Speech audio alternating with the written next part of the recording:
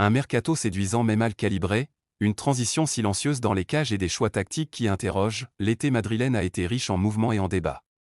L'arrivée de Dean Huijsen, Alvaro Carra, Trent Alexander-Arnold et Franco Mastantuono a incarné une volonté claire de rajeunir et de moderniser l'effectif, tandis que le non-recrutement d'Angelo Stiller et surtout de Zubimendi a laissé une faille stratégique au cœur du jeu, forçant Arda Güler à s'adapter dans un rôle qui n'est pas le sien. Parallèlement, la situation d'Endrick intrigue autant qu'elle alimente les rumeurs de prêt, alors que Thibaut Courtois, à l'approche de ses 34 ans, voit poindre en Fran González une relève méthodiquement préparée.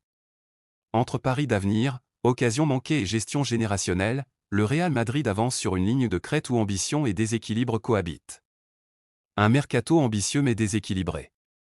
Le Real Madrid a connu un été marqué par des investissements ciblés sur des profils jeunes et prometteurs. L'arrivée de Dean Huijsen a été présentée comme un pari sur l'avenir défensif du club, un central moderne, capable de casser des lignes balles au pied et d'apporter une vraie sortie propre depuis l'arrière. En parallèle, Alvaro Carra, recruté pour occuper le couloir gauche, a représenté une option intéressante dans la rotation défensive, avec sa capacité à apporter de la largeur et à offrir des solutions offensives sur les ailes. L'acquisition de Trent Alexander-Arnold, star anglaise, a quant à elle symbolisé une volonté de donner à la ligne arrière madrilène une dimension créative inédite, capable de bonifier les phases de possession et de renforcer la relance longue. Dans le secteur offensif, la signature de Franco Mastantuono, joyau argentin de seulement 18 ans, s'inscrivait dans une stratégie à long terme, intégrée progressivement au sein du collectif un talent technique rare, capable de faire des différences individuelles dans les petits espaces. Ces arrivées, sur le papier, formaient un mercato séduisant. Pourtant, au milieu de cette effervescence, une lacune stratégique a été relevée, aucun milieu organisateur, capable de dicter le tempo et de structurer la circulation, n'a été recruté malgré les besoins exprimés très tôt par Xavi Alonso. Le cas Angelo Stiller, une opportunité ignorée. Parmi les pistes évoquées, Angelo Stiller est revenu à plusieurs reprises dans les débats internes. L'Allemand, doté d'une excellente vision de jeu et d'une lecture tactique fine, correspondait parfaitement au profil demandé, un régulateur, capable d'assurer la transition entre la première et la deuxième phase de construction. Pourtant, malgré les discussions avancées, le Real Madrid n'a pas donné suite. Cette décision de ne pas concrétiser l'arrivée de Stiller a forcé Xavi Alonso à revoir ses plans tactiques et à adapter son effectif. Arda Güler, adaptation forcée et impact limité. Face à ce vide structurel au milieu, Arda Güler a été repositionné plus bas sur le terrain. Le jeune Turc, habituellement utilisé dans un rôle plus créatif et offensif proche de la surface, a été transformé en organisateur reculé. Grâce à sa qualité technique exceptionnelle, il a su s'adapter, sa capacité à jouer entre les lignes et à résister au pressing lui a permis de donner de la fluidité au jeu madrilène. Cependant, cette solution reste imparfaite. Güler brille surtout dans les 30 derniers mètres, là où il peut faire parler sa vivacité et sa précision dans les zones de vérité. Plus éloigné du but, son influence est moins décisive et son impact dans la dernière passe ou la finition s'amenuise. Ce choix tactique, dicté par la contrainte plutôt que par une vision long terme, illustre les conséquences directes de l'absence de recrutement au poste clé de milieu régulateur. Zubimendi, le grand loupé stratégique. Le nom de Zubimendi cristallise aujourd'hui les critiques.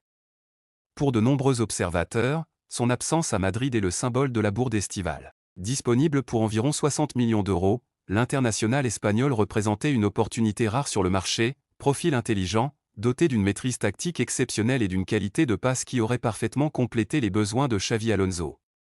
Au lieu de cela, il a pris la direction de la Premier League et d'Arsenal pour 70 millions, où il s'est immédiatement imposé comme un pilier sous Mikel Arteta. Son adaptation fulgurante en Angleterre a renforcé les regrets madrilènes. Zubimendi a non seulement consolidé son statut en club, mais également en sélection, surtout en l'absence de Rodri.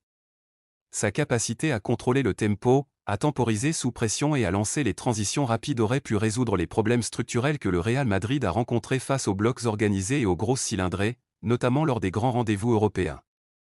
Endrick, une situation qui intrigue.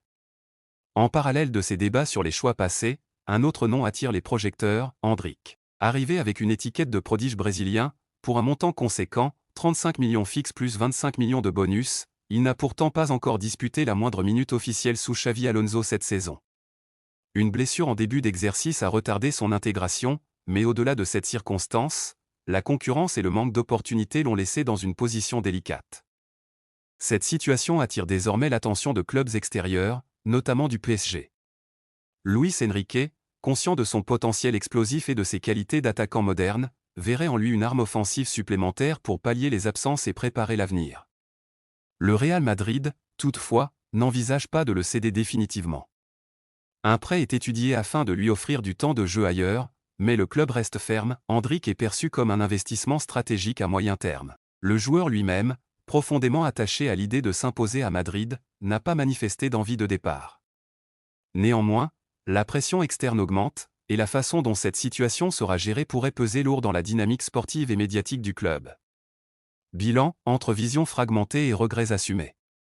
Le cas de Dean Huijsen, Alvaro Carrà, Trent Alexander-Arnold et Franco Mastantuono illustre une stratégie tournée vers la jeunesse et l'innovation, mais qui a manqué d'équilibre dans la zone centrale. Le non-recrutement d'Angelo Stiller, l'utilisation détournée d'Arda Güler, et surtout l'absence de Zubimendi forment aujourd'hui une ligne directrice claire. Le Real Madrid a privilégié des coups ciblés plutôt qu'un renforcement structurel là où il était le plus nécessaire. Quant à Endrick, il incarne un pari d'avenir qui, faute de mise en place immédiate, soulève des interrogations à court terme. L'ensemble de ces choix et non-choix façonne une impression générale, celle d'un mercato qui a multiplié les idées brillantes sans réussir à tisser une cohérence totale autour du projet de jeu voulu par Xavi Alonso. Thibaut Courtois, un pilier dans une transition silencieuse. Au sein d'un Real Madrid en pleine mutation générationnelle, Thibaut Courtois occupe une place singulière. À 33 ans, le gardien belge représente à la fois l'héritage d'une ère glorieuse et le dernier rempart d'une équipe qui a longtemps vécu sur une solidité défensive bâtie autour de ses réflexes et de son calme olympien. Depuis son arrivée dans la capitale espagnole en 2018, Courtois s'est progressivement imposé comme un gardien de référence mondiale.